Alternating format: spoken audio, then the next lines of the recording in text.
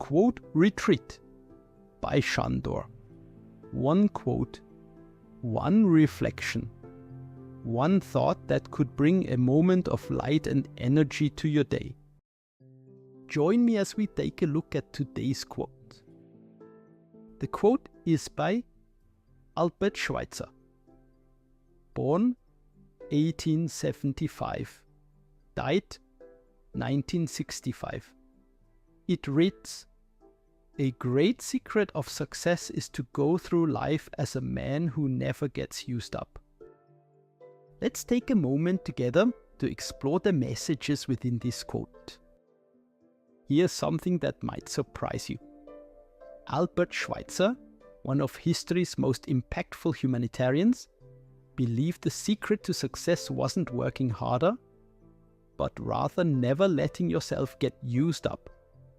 In today's burnout culture, that's a revolutionary idea worth exploring.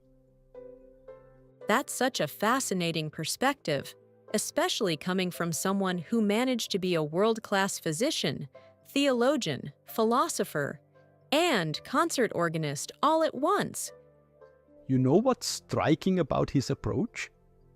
When he founded his hospital in Lambaréné, Gabon, in 1913, most people would have seen it as career suicide for an established European intellectual. But for him, it was just another expression of his philosophy. The way he integrated all these different aspects of his life was remarkable. How do you think he managed to maintain such diverse interests while running a hospital in challenging conditions? Well, I think it comes down to his principle of reverence for life. It wasn't just about respecting other beings, but about maintaining your vitality to better serve others. He used his organ concerts in Europe to raise funds for his hospital, talk about making different passions work together.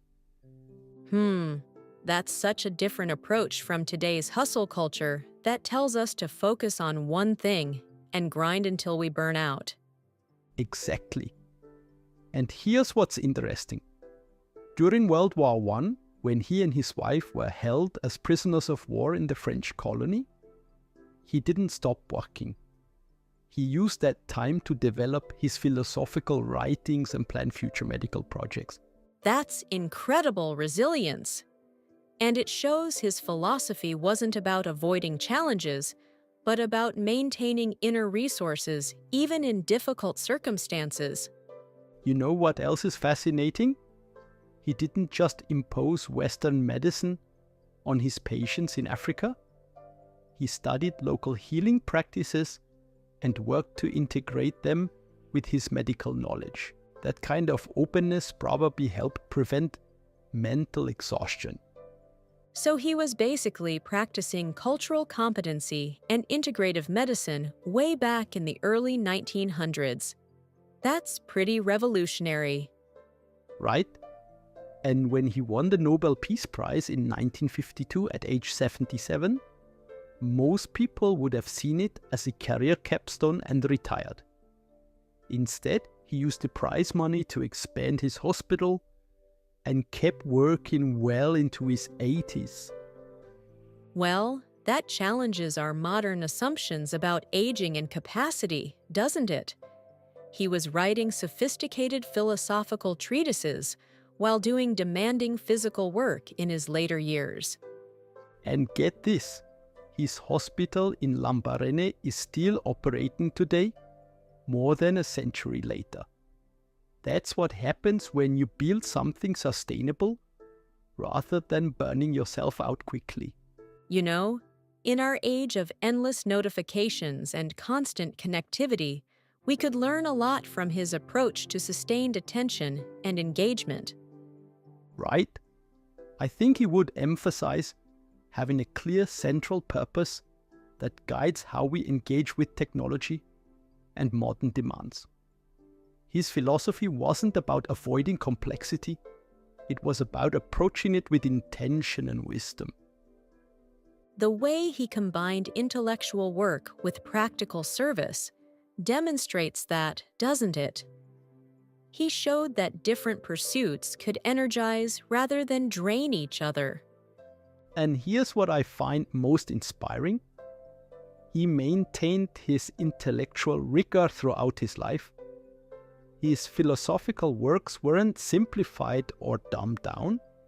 He engaged with complex ideas while doing demanding physical work in challenging conditions.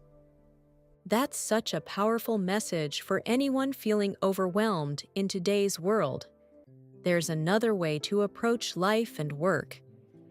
Looking at his life, it's clear that never getting used up wasn't about avoiding challenges or taking it easy.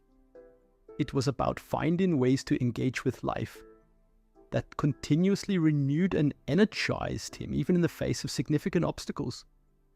What an incredible legacy, showing us it's possible to make a profound impact without sacrificing our vitality in the process. You know, as we wrap this up, I think that's the real secret Schweitzer discovered. Sustainable impact comes from approaching life in a way that renews rather than depletes us. Thank you for exploring this with me today. Thank you as well. It's been truly enlightening to dive deep into such timeless wisdom. With that, we conclude this exciting episode. If you enjoyed this episode, I'd appreciate a like and a comment. Don't forget to subscribe. Thank you. Your support truly helps this channel grow. See you again tomorrow. Yours, Sandor.